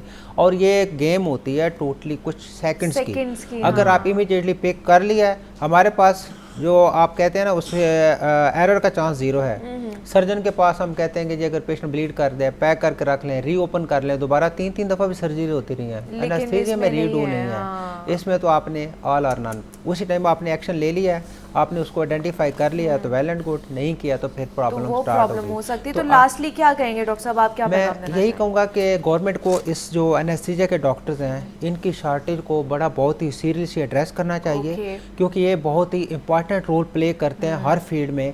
अगर मैं एक सेंटेंस ये कहूँ कि कोई ऐसा क्लिनिकल डिसिप्लिन नहीं है हमारे पूरे हॉस्पिटल्स में किसी में भी जो ये क्लेम कर सके कि without the support of anaesthesia personal I can work efficiently. ये मैं हर लेक्चर में कहता हूँ और वो सारे कहते हैं जी ऐसा कोई डिपार्टमेंट है जो कहे कि हमें एनेस्थीसिया के डॉक्टर की ज़रूरत नहीं है। इसको देख के दूसरा, जब भी अगर कोई हॉस्पिटल या कहीं पर कोई स्ट्रक्चर डिज़ाइन किया जाए, पहले आप बिल्डिंग को उस हिसाब से आइडेंटिफाई करें, कंस्ट्रक्शन करें कि जहाँ पे आपका आईसीयू बन सके, और उसके बाद आप वेंटिलेटर रखने के साथ साथ वहाँ पे वेंटिलेटर रन करने के लिए भी आप उन डॉक्टर्स को, स्टाफ नर्सेज को, पैरामेडिक्स को हायर करें ताकि इसको सिस्टम को और सर्विस को बेहतर किया जा सके। जिस तरह बिलाल ने कहा कि सिर्फ एक छोटा सा एक सेगमेंट है हेल्थ का जिसके ऊपर हमने बात की है कि जिसमें इतने ज़्यादा फ्लॉज हमारे सामने आए हैं, इतनी ज़्यादा किल्लत हमारे सामने आई है, तो हमारा पूरा निज़ाम ही सेहत का बहुत सीधा होता जा रहा है, जिसको रिवैम्प करने की मेरे ख्याल से ज़रूरत है। सिर्फ हॉस्पिटल्स को नहीं, पूरे निज़ाम को रिवैम्प करने की ज़रूरत है। हमारे साथ बिलाल चौधरी मौजूद है, प्रोफेसर डॉक्टर अशरफ ज़िया मौजूद है। दोनों का बहुत शुक्रिया कि आप दोनों यहाँ पर आए। और जनाब अब कुछ एजुकेशन के हवाले से बात कर लेते हैं, क्योंकि कुछ नई पॉलिसीज़ लाई जा रही हैं। इम्तिहानी निज़ाम के हवाले से कुछ अहम तब्दीलियाँ, कुछ अहम फैसले किए गए हैं। ग्रेस मार्क्स पहले आपको पता है कि कहा जाता था 33 हैं, 33 होंगे तो आप पास होंगे, इससे नीचे अगर होंगे तो आपको फेल करार दिया जाएगा। उन ग्रेस मार्क्स को 3 से बढ़ाकर पहले 3 दिए जाते तब 5 कर दिया गया है, और ग्रेस मार्क्स में इजाफा पासिंग मार्क्स में इजाफे के पेशे नज़र किया गया है। अब ये है क्या, ये थोड़ी सी टर्मिनोलॉजी, थोड़ी सी कन्फ्यूजन है इसके अंदर, उस पर भी बात करेंगे। दूसरा ये है कि जनाब इससे पहले एक और फैसला किया था कि जी ये जो मार्क्स निकाल के अब इनको ग्रेडिंग सिस्टम के ऊपर लेके जाएगा, A grade, B grade, C grade ये दिया जाएगा, उसके मुताबिक फिर पास या फिर फेल कौन हुआ है उसका फैसला किया जाएगा। उस पॉलिसी के ऊपर भी अभी तक इम्प्लीमेंटेशन नहीं हुई थी, और ये जो ग्रेस मार्क्स वाली पॉलिसी लेकर आई जा रही है, ये फैसला किया गया है क्या इसके ऊपर भी अभी इम्प्लीमेंटेशन हुई है या नहीं हुई है, इस पर भी हमने बात करनी है। इस पर बात करने के लिए आतिफ परवेज स्टूडियोज में हमारे साथ मौजूद है, उनसे बात करते हैं। आतिफ, आपको वेलकम कहते हैं जागो लाहौर में, कैसे हैं आप? ठीक है जी, थैंक यू, शुक्रिया। आतिफ, ये क्या मतलब नई टर्मिनोलॉजीज हम देखते हैं? पहले जी ग्रेडिंग सिस्टम था, अब पासिंग मार्क्स जो है वो बढ़ा दिए गए हैं, ये जो ग्रेस मार्क्स हैं वो बढ़ा दिए गए हैं, क्या है ये? देखिए, एक इदारा है IBCC, inter board committee coordination, जो कि मुल्क भर के जो तालीमी बोर्ड्स हैं उनमें कोऑर्डिनेशन और जो पॉलिसीज़ हैं, यानी कि तमाम बोर्ड्स के लिए एक पॉलिसीज़ होनी चाहिए, तो वो गाहे बगाहे इस्लाहात करता रहता है कि नए दौर के मुताबिक जो है वो क्या होना चाहिए। तो इसी को देखते हुए पहले जो है ग्रेडिंग का निज़ाम जो है वो लाया गया था कि नंबरों को ख़त्म किया जाए, नंबरों की दौड़ जो है, हाँ, नंबरों की दौड़ को ख़त्म किया जाए, जो पोजीशंस आती हैं उसका सिलसिला जो है उसको रोकने के लिए जो है ग्रेडिंग का निज़ाम लाया जाए। तो अब जब ग्रेडिंग का निज़ाम लाया गया, उसके साथ साथ पासिंग मार्क्स जो हैं वो भी बढ़ा दिए गए थे। पहले जो है वो 100 में से अगर 33 नंबर लेंगे तो बच्चा जो है वो उस मजमून में पास होता था, लेकिन उसको बढ़ाकर 33 से 40 कर दिया गया। कि 40% नंबर लेगा 100 में से तो बच्चा तो फिर पास होगा। हम हर साल देखते हैं कि एक बड़ी तादाद जो है वो तालीमी बोर्ड के इम्तहानात में फ़ेल हो जाती है, मैट्रिक और इंटरमीडिएट में, और उसकी वजह जो है वो बच्चे जो हैं इतने फ़ीसद नंबर हासिल नहीं कर पाते, उनकी तैयारी नहीं होती। तो इसी को देखते हुए अब जो पासिंग मार्क के साथ साथ ग्रेस मार्क्स हैं उनकी जो तादाद है वो भी बढ़ा दी गई है। पहले जो है वो 3 नंबर मिलते थे, फ़र्ज़ करें एक बच्चे के 100 में से 30 नंबर है और उसको पास होने के लिए 33 नंबर चाहिए, तो 3 नंबर बच्चे को ग्रेस मार्क्स के दे दिए जाते थे। तो जब पासिंग परसेंटेज जो है वो बढ़ा दी गई, यानी कि 40 कर दी गई, तो फिर जो ग्रेस मार्क्स हैं उसकी मिकदार जो तादाद है वो भी बढ़ा दी गई। तो IBCC का इजलास हुआ है 2 रोज़ पहले, जिसमें ये सारी सूरत हाल जो है देखी गई। उसमें तमाम बोर्ड्स की जानिब से तजावीज़ पेश की गई। जो बहुत सारे बोर्ड्स ने ये भी कहा कि जो 3 की बजाय ये 7 नंबर बढ़ा दिए जाए, लेकिन अक्सरियत की जानिब से ये फैसला किया जो है ना वो बढ़ाए गए हैं। तो मुझे बताइए कि आतिफ, ये पहले ग्रेडिंग सिस्टम क्या इसकी इम्प्लीमेंटेशन हो गई थी, और अब जो ये ग्रेस मार्क्स में इजाफा किया गया इसकी इम्प्लीमेंटेशन कब से शुरू हुई? देखिए ये दोनों ही जो है फैसले इंटरलिंक हैं कि जो पहले ग्रेडिंग में जो निज़ाम लाया गया था और साथ साथ जो पासिंग मार्क्स है वो एक साथ ही ऐलान किया गया था कि इनमें इजाफा होगा। तो जब पहले पर अमल दरामद होगा तो दूसरे फैसले पर ऑटोमेटिकली ही जो है अमल दरामद होना शुरू हो जाएगा। जो इजलास हुआ था IBCC का, उसमें तो जो कहा गया है कि 2025 से इस पर अमल दरामद किया जाएगा, लेकिन पंजाब के तमाम तालीमी बोर्ड जो हैं वो इस पर अभी अमल दरामद नहीं कर रहे। यानी कि जो अगला पेपर होने जा रहे हैं, अगले पेपर मार्च में मैट्रिक और इंटरमीडिएट के, उसमें इसमें अमल दरामद नहीं होगा, क्योंकि बोर्ड हुकाम से हमारी बात हुई और उनका ये कहना है कि IBCC ने फैसला कर दिया, अब ये पंजाब बोर्ड कमेटी चेयरमैन में आएगा, वहाँ से इसकी हतमी मंजूरी ली जाएगी, फिर ये पंजाब के जो 9 तालीमी बोर्ड हैं वो उस पर अमल दरामद करेंगे, लेकिन उससे पहले उनकी तैयारी होना लाजमी है। हमने ये देखा है कि ये PTI के दौर में सिलसिला शुरू हुआ था कि ग्रेडिंग का निज़ाम जो है वो पंजाब के बोर्ड में नाफिज किया जाएगा, फिर ये मामला IBCC ने पिकअप कर लिया कि सिर्फ पंजाब में नहीं होना चाहिए, पूरे पाकिस्तान के बोर्ड्स में ये निज़ाम जो है वो नाफिज होना चाहिए। लेकिन फिर कोविड आ गया, कोविड के बाद हुकूमतें बदलती नहीं, लेकिन ये ग्रेडिंग का जो निज़ाम है वो मुकम्मल तौर पर इम्प्लीमेंट नहीं हो सका। पहला फेज़ जो है वो इम्प्लीमेंट हुआ, जो रिज़ल्ट कार्ड है उसके ऊपर परसेंटेज और परसेंटाइल जो है वो आना शुरू हो गई थी नंबरों के साथ, और जो ऐलान था कि ये दूसरे तीसरे मरहले में जो नंबर हैं वो बिल्कुल ख़त्म कर दिए जाएंगे और ग्रेडिंग निज़ाम जो है वो नाफिज कर दिया जाएगा। पहले जो मरहला था उसकी कबीना से मंजूरी ले ली गई और वो तमाम तालीमी बोर्ड जो हैं पंजाब के, उन्होंने इस पर अमल दरामद शुरू कर दिया था। तो लेकिन पहली वाली पॉलिसी पे होगा तभी ये वाली जो ग्रेस मार्क्स वाले इस पे इम्प्लीमेंटेशन हो, क्योंकि नंबर बढ़ेंगे तो फिर ही ग्रेस मार्क्स का जो है वो इतलाक होगा। सही, पासिंग मार्क्स जो है वो 33 से बढ़ाकर 40 होंगे। लेकिन ये जो इतना ग्रेस मार्क्स के ऊपर भी इम्प्लीमेंटेशन की जा रही है कि नंबर ज़्यादा दे दें बच्चों को ताकि फेल होने की जो रेशो है वो कम हो जाए, आपको लगता है कि बच्चे पढ़ नहीं रहे हैं या फेल ज़्यादा हो रहे हैं, इस वजह से ये पॉलिसी या फिर तब्दीली की गई है? देखिए ये जब से मुझे भी कुछ 10 साल हो गए, 10-12 साल एजुकेशन को देखते हुए, तो हम ये देखते हैं कि हर साल इतने ही बच्चे फेल होते हैं, वो प्राइवेट से भी हों या सरकारी से भी हों, इतने ही बच्चे जो हैं वो फेल होते हैं, और ये 50% जो है बच्चे पास होते हैं और 50% के करीब जो है वो फेल होते हैं। और उसके लिए भी बोर्ड्स की जानिब से जो है वो बच्चों के लिए खुसूसी पॉलिसीज़ बनाई गई। पहले ये था कि आप एक पेपर को नहीं दे सकते, इकट्ठे सारे देने पड़ेंगे, तो फिर उनको बाइफर्केशन की कि अगर एक बच्चा एक में नंबर इम्प्रूव करना चाहता है तो वो उसको कर सकता है। तो उनके लिए आसानियाँ तो की हैं, लेकिन फिर भी बच्चों की तादाद जो है वो उतनी नहीं पास हो रही जितना कि तवक्को की जाती है। अच्छा, इसके साथ साथ उन्होंने कुछ और भी चीज़ें की हैं कि जो ग्रेस मार्क्स हैं वो 2 पेपर्स के लिए हैं, कि अगर एक बच्चे के फ़र्ज़ करें कि 2 पेपर हैं 100 नंबर के, उसके नंबर आ गए हैं 35, एक में दो पेपरों में 35 नंबर आए तो 5 नंबर उसको चाहिए पास होने के लिए, तो 2 पेपरों के लिए ग्रेस मार्क्स उसको दी जा सकते हैं। लेकिन अगर वो 3 पेपर्स में जो है फेल हो गया तो फिर उसको 2 पेपर्स में भी नहीं देंगे। अच्छा, मतलब ये जो ये पॉलिसी है ये सिर्फ 2 पेपर्स के लिए, दो 2 मज़ामीन के लिए इम्प्लीमेंटेशन होगी इसकी।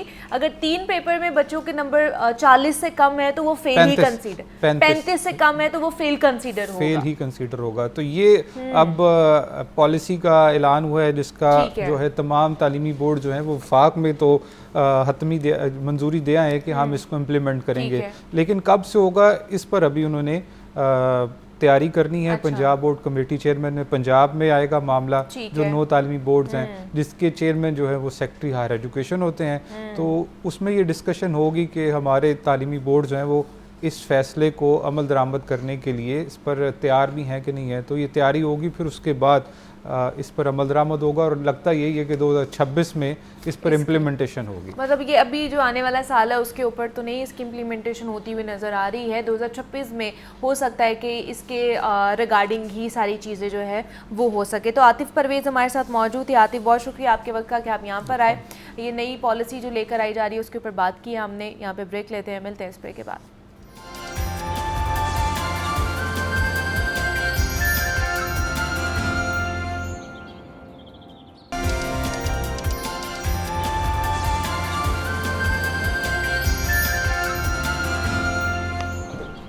वेलकम बैक टू जागो लाहौर। जनाब, आज दुनिया भर में वर्ल्ड टेलीविज़न डे मनाया जा रहा है और अक़वाम मुत्तहिदा ने 21 नवंबर 1996 को पहले वर्ल्ड टेलीविज़न फोरम की मुनासबत से 21 नवंबर की तारीख को वर्ल्ड टेलीविज़न डे के तौर पर मनाने का ये फ़ैसला किया था। और इत्तलात, मालूमात और पैगामात का अहम ज़रिया टेलीविज़न को समझा जाता है।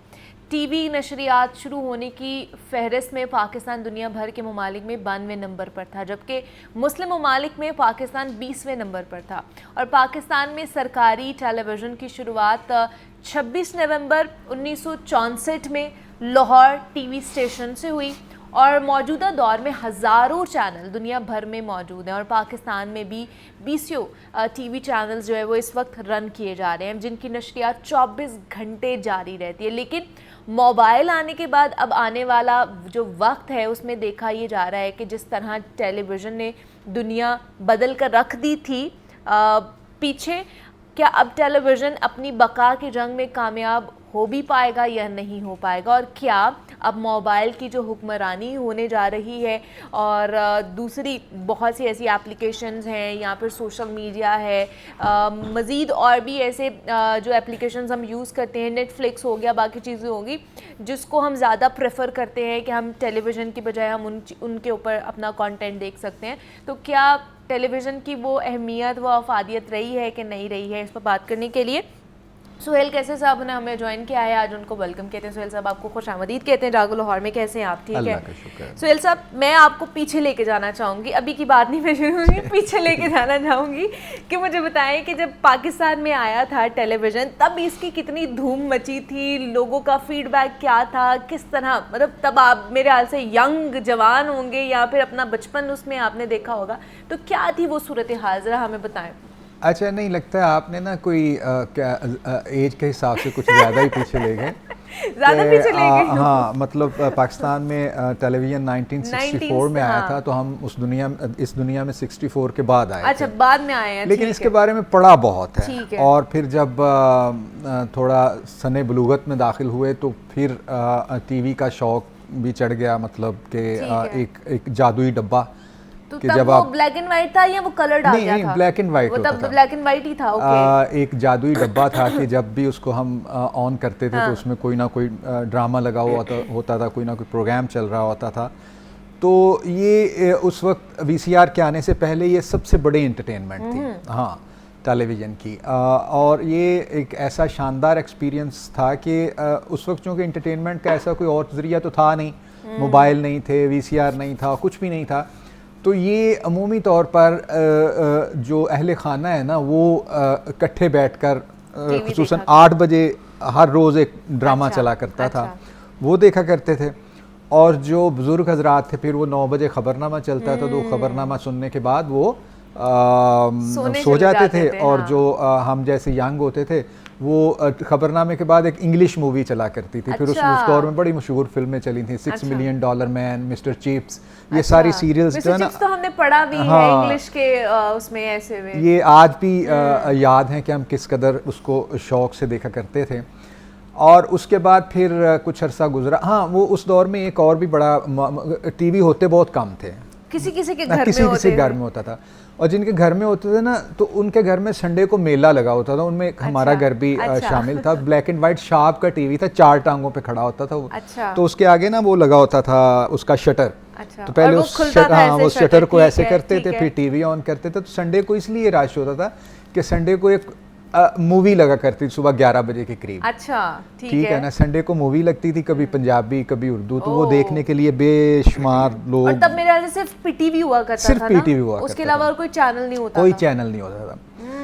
फिर वो एक रश लगा होता था, तो और वो एंटीना कौन सही करने जाता था? मैं आपको बताता हूँ। और जब वो मूवी का बड़ा एक शानदार होता था कि जब वो हीरो विलन को कोई मारने लगता था या कोई विलन जो है वो कोई गलत काम करने लगता था, तो जो वो बच्चे बच्चियां बैठे उनका रिएक्शन बड़ा देखने वाला था। वो इन्हें फाड़ ले, वो अपना फीडबैक दे रहे होते थे कि ये कर लो, इस तरह कर लो। हाँ। अच्छा, फिर वो एंटीने की आपने बात की, तो वो एक बड़ा शानदार सीन होता था। वो ना एक शख्स छत पे होता था, एक नीचे सेन में होता था, एक कमरे में होता था। अच्छा, वो छत वाला ला के तो सेन वाले से पूछता था कि ठीक होया, वो अंदर वाले से पूछता था कि ठीक होया। तो अंदर वाला उसको कहता है नहीं, थोड़ा जो और सज्जे को मार। फिर और थोड़ा, हाँ बस बस बस बस बस इधर। उसके बाद फिर एक STN शुरू हो गया। अच्छा। शालीमार टेलीविजन नेटवर्क के नाम से। तो उसमें उन्होंने कुछ जैसे CNN और दीगर जो बैनुल अक़वामी नशरियाती इदारे हैं उनकी नशरियात चलती रहती थी। ये तो खैर बहुत पुरानी बात नहीं है। तो उससे PTV की मोनोपोली थोड़ा सा फिर चेंज होना शुरू हो गई। उससे पहले तो सिर्फ PTV हुआ करता था। हाँ जी। और अब ये आलम है कि अब PTV को शायद कुछ ज़्यादा लोग देखते नहीं हैं। वक्त की बात है कि अब इतने ज़्यादा चैनल्स हो गए, और PTV फिर ज़ाहिर है एक सरकारी मीडियम है। जी जी। तो उस पर ऑब्वियसली सरकार का मौक़िफ़ ही ज़्यादा आता है, तो फिर लोग उसको देखते हैं। फिर अगर कुछ मुतबादल चाहिए होता है तो कुछ भी लगा लें। PCO चैनल चल रहे हैं अब तो पाकिस्तान के अलावा दुनिया भर, BBC, CNN, इंडिया, भारत, पता नहीं क्या क्या चैनल है ना। तो इसलिए PTV की इफादियत तो किसी हद तक कम हुई है। और वो मुझे लगता है कि जब दूसरे चैनल्स, प्राइवेट चैनल्स आ गए हैं ना, उस वजह से भी उसकी खास तौर पे ये जो ड्रामा चैनल्स आ गए हैं। अच्छा, कभी आपने गौर किया है कि जो पुराने एक्टर थे जब सिर्फ PTV हुआ करता था वो आज भी लोगों को याद है। हाँ, ठीक है ना, लोग उनकी मिसालें देते हैं। और आज के जो एक्टर्स हैं उनमें स्वाय चांद एक के जो मशहूर एक्टर्स हैं उसके अलावा नहीं पता। हाँ। उसकी वजह ये थी कि जब PTV सिंगल हुआ करता था ना, तो वो देखते ही सब वो लोग थे ड्रामा। ठीक है ना, इसलिए सबको उनके नाम रट गए थे, ये फलां। और इतने शानदार प्लेस मैं आपको बताऊं, तन्हाइयाँ, अनकहीं, राहें, फिर एक प्ले था वारिस। अच्छा। ये तो हमने देखा जी कि जब वारिस की जिस दिन किस्त ऑन एयर होना होती थी तो सड़कों पर ट्रैफिक कम हो जाता था। हाँ बिल्कुल, कि सन्नाटा होता था गलियों में, सड़कों पर, बाजारों में। वारिस प्ले ने तो ऐसी शोहरत कमाई कि उसमें महबूब आलम साहब थे, अल्लाह उनको गरी के रहमत करें। तो वो उन्होंने चौधरी हशमत का किरदार अदा किया था। और इतना शानदार किरदार अदा किया कि वो किरदार महबूब आलम को ही खा गया। उसके बाद महबूब आलम जिस करैक्टर में भी आए हैं ना, वो मतलब लोगों को पसंद नहीं आ रहे। बस चौधरी हशमत का करैक्टर, मतलब वो एक ही करैक्टर, वो उनकी शोहरत का बाइस बन गया। अच्छा, उसका ना मुझे आज भी याद है, उस प्ले की एक बड़ा शानदार एक किस्त आई। अच्छा। उसमें सजाद किश्वर साहब ना शेर मोहम्मद का करैक्टर अदा कर रहे थे, तो चौधरी हशमत ने उनको कैद किया होता है। तो वो किसी तरह ना वो बरामद हो जाते हैं। अच्छा। कैसे? तो वो अपनी कहानी सुनाने लगते हैं जो लोग। तो कहानी सुनाते सुनाते शुरू करने तो कहते हैं मेरा नाम, तो उसके साथ ही एंकर आ जाती, कहती जी ड्रामे का बाकी हिस्सा हम देखेंगे खबरनामे के बाद। अच्छा जी, खबरनामा शुरू हो गया। फिर एंकर आती, कहती जी हम ड्रामे का बाकी, अभी वो कहती ना तो नशरियात वो ये भी एक वो ऑफ हो जाती हैं, तो वो फिर स्लाइड चलने लगती है जी कि तकनीकी ख़राबी की वजह से नशरियात ऑन एयर, थोड़ा इंतज़ार करें। अच्छा, खबरनामे के बाद अब इंतज़ार करें, पता नहीं अब इन्होंने कौन सा ऐसा तीर मारना है ना। बैठे बैठे घंटा गुजर गया, सवा घंटा। फिर एंकर आती, कहती है अच्छा नाजरीन, हमारी नशियात बहाल हो गई, आइए आपको ड्रामे का बाकी हिस्सा दिखाते हैं। तो जब सजाद किश्वर साहब पे कैमरा, तो कहते शेर मोहम्मद है, उसके साथ ही क्या ड्रामा खत्म हो जाता है। बस इतना सा ड्रामा रह गया, सिर्फ शेर मोहम्मद, उनका मेरा नाम शेर मोहम्मद, सवा घंटे के बाद वो दोबारा शुरू, तो कहते शेर मोहम्मद था। अच्छा, आप लोग मतलब बड़ा सीखो, बाद में वो 50-50 एक और बड़ा एक क्लासिक, मतलब मैंने मज़ाक में इतना शानदार वो नहीं देखा जो 50-50 का था, क्या शानदार कमाल कराची से था।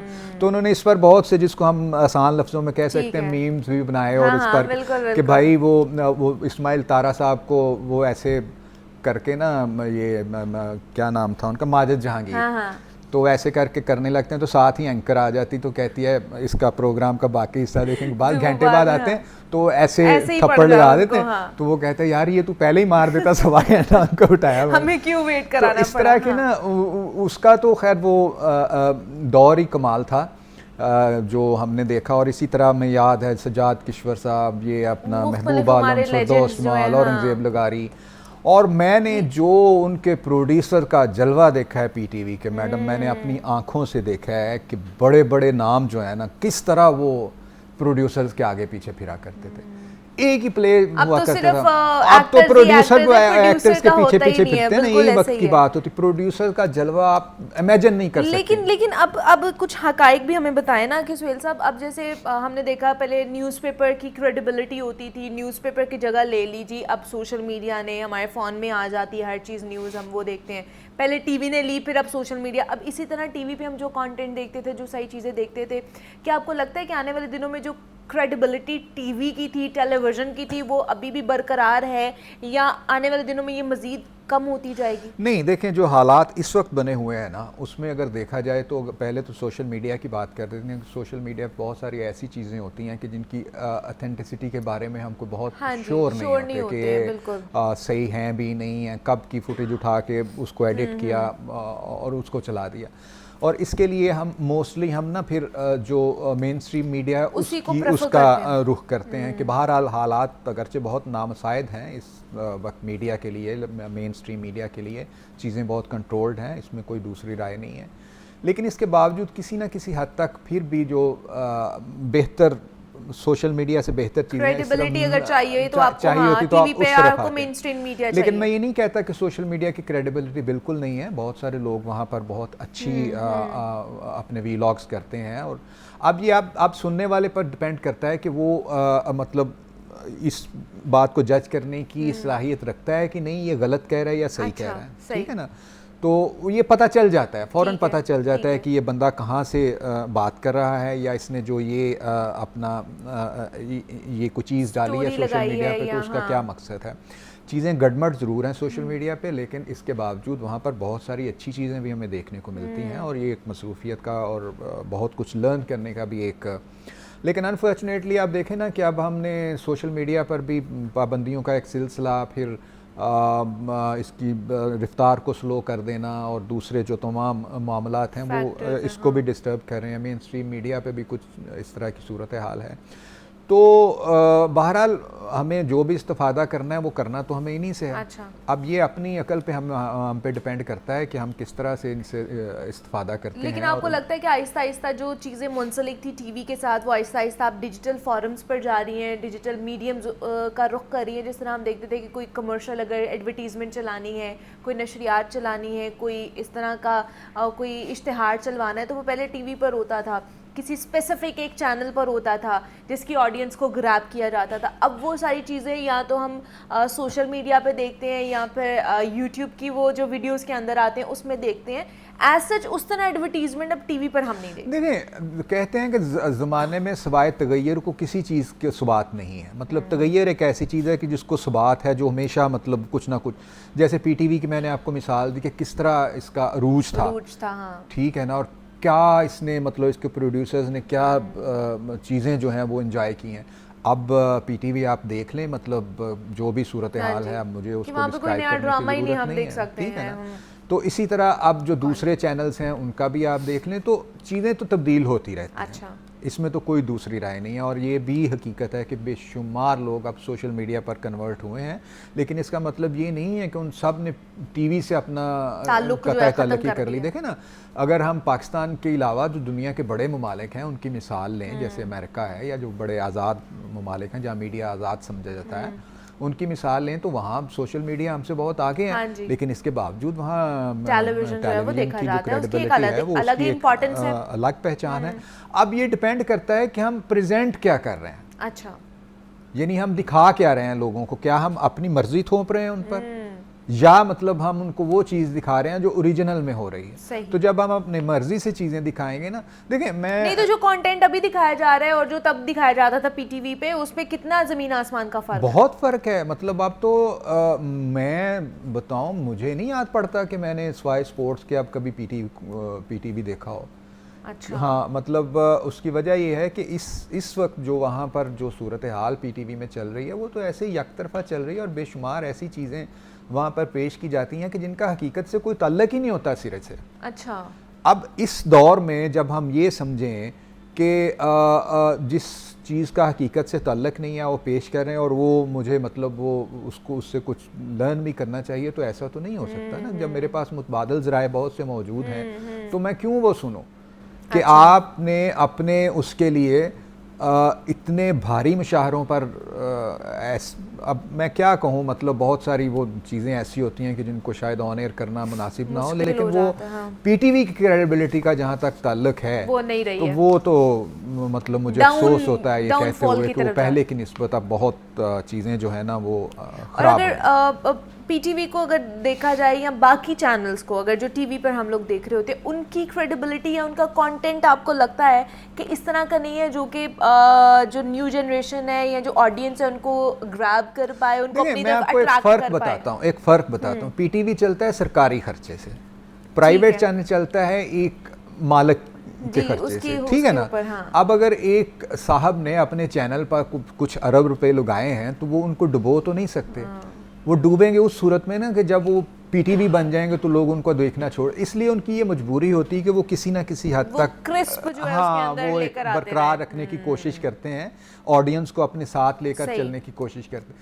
पीटीवी को ये इशू नहीं है, पीटीवी को कोई देखे ना देखे उनकी बला से, सही, उन्होंने अपनी मर्जी करनी है। अच्छा। और उनको पता है कि सरकार से पैसे आ जाने हैं, हमें तनख्वाहें मिल जानी, हमारे अखराजात पूरे हो गए। जबकि प्राइवेट चैनल के मालिक को ये पता होता है कि यार मैंने पीटीवी से अपना टीवी से अर्निंग होगी तो अपने एम्प्लॉइज को पे दूंगा। मतलब उनका तो सरकारी का ये एक बुनियादी फ़र्क है। तो इसलिए वो उन्होंने अपनी एक लाइन जो है ना वो ड्रॉ की हुई है, बस वो उस पर चलते जा रहे हैं, कोई देखे ना देखे इससे कोई फ़र्क नहीं पड़ता। तो जो हमारे ड्रामास के कंटेंट है, आपको क्या लगता है? जैसे आपने कहा कि अनकही लगता था, वारिस लगता था पीटीवी पे उस ज़माने में, उसके अलावा और भी काफ़ी 50-50 की जैसे आपने बात की, तो बहुत कमाल का तो था। इसके जो अब के ड्रामास का कंटेंट है वो कंपैरिजन अगर करें तो कहाँ फॉल कर रहे हैं? देखें इस वक्त भी बहुत से मतलब माजी अच्छे ड्रामास हैं, बहुत अच्छे हैं जिसमें माशरती रियलिटी को दिखाया जाता है, और मतलब उनके मौज़ूआत बड़े जानदार होते हैं और लोग उनमें इंटरेस्ट लेते हैं, दिलचस्पी लेते हैं, उन पर तनकीद का सिलसिला भी चलता रहता है, तारीफ़ का सिलसिला भी चलता रहता है। एक को पसंद आता है, दूसरे को नहीं पसंद आता, लेकिन चॉइस बहुत हो गई है। अच्छा। इतने टीवी चैनल्स हो गए और हर टीवी चैनल पे आपके लिए एक अलग मौजू पर जो है वो ड्रामा मौजूद है, अलग मौजू पर ये डिस्कशंस मौजूद हैं। तो इस वक्त भी अच्छे ड्रामे प्रोड्यूस हो रहे हैं, ऐसा नहीं है कि उन्होंने वक्त के तकाज़ों को मीट किया है। लेकिन आप देखिए कि मुझे ये बताइए कि आपको पीटीवी का ड्रामा आपको नज़र आता है जिसकी आप मिसाल दे सकें कि यार प्राइवेट चैनल्स पे तो इतने ड्रामे हैं, तो पीटीवी पे ऐसा ड्रामा क्यों नहीं आता? हालांकि उसके पास तो वसाइल भी बहुत हैं, उसके पास तो बड़े अच्छे प्रोड्यूसर्स भी मौजूद हैं। पता भी नहीं है कि अभी कोई नया कोई ड्रामा वहाँ पे बना भी है या नहीं भी रहा है कि नहीं चल रहा। देखे ना, एक ज़माना था कि पीटीवी के सामने लोग बैठकर मतलब इतनी एंटरटेनमेंट लेते थे, और अब किसी जो है कुछ भी नहीं है। अब प्राइवेट चैनल्स पे ऐसे शानदार ड्रामे भी आते हैं। ठीक है, आप इख्तलाफ कर सकते हैं उनके मौज़ूआत से, आप इत्तफाक कर सकते हैं, ये अलग इशू है, लेकिन बेशुमार नए टॉपिक्स डिस्कस हुए हैं, माशरती रवैयों पर चीज़ें बनी हैं, और मैं समझता हूँ कि ये बहुत पॉजिटिव बात है। और इससे ये भी लगता है कि मैं नहीं समझता कि आने वाले मतलब बहुत अरसे तक को पीटीवी अपना टीवी की जो क्रेडिबिलिटी है जिस तरह हम समझ रहे हैं कि वो शायद लूज़ कर जाएगा, ऐसी बात नहीं है। हालात थोड़ा सा बेहतर होंगे तो चीज़ें फिर से बेहतर होना शुरू हो जाएंगी, और लोग इससे ज़रा कता तलक़ी करने में काफ़ी वक्त लगेगा।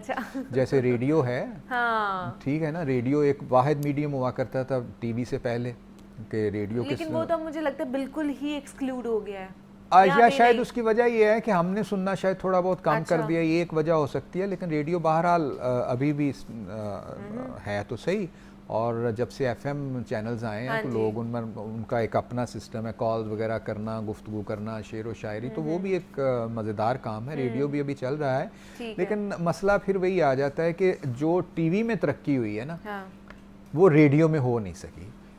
और रेडियो भी चूँकि अब रेडियो पाकिस्तान ही एक सबसे बड़ा पूरे मुल्क का नेटवर्क है, प्लेटफॉर्म है, और अब उसकी भी सरकारी पॉलिसियाँ हैं, उसको वो भी अब डिफरेंट उसके नौयत मुताबिक की जो चलने चीज़ें हैं, प्राइवेट चैनल्स आए हैं, बहुत से आए हैं, लेकिन जिस तरह टीवी के प्राइवेट चैनल्स ने लोगों में मकबूलियत वो नहीं, वो रेडियो के अंदर नहीं वो अपनी पहचान बना सके या मकबूलियत हासिल कर सके। तो डिस्कशन का क्रक्स ये है कि टीवी की इंपॉर्टेंस रहेगी नहीं, और रहनी भी चाहिए, और रहनी भी चाहिए। इसकी क्रेडिबिलिटी ज़्यादा है बनिस्बत के बाकी जो मीडियम्स या डिजिटल फॉरम्स हम लोग जो है उसके ऊपर क्रेडिबिलिटी देखते हैं। तो इसके ऊपर हमने बात की क्योंकि आज वर्ल्ड टेलीविजन डे मनाया जा रहा था, तो इस पर हमने सुहेल कैसर से बात की। सुहेल कैसर साहब, बहुत शुक्रिया आपके वक्त का कि आप यहाँ पर आए। इसी नोट पर हमें इजाज़त दीजिए, अपना बहुत सारा ख्याल रखिएगा। अल्लाह हाफ़िज़।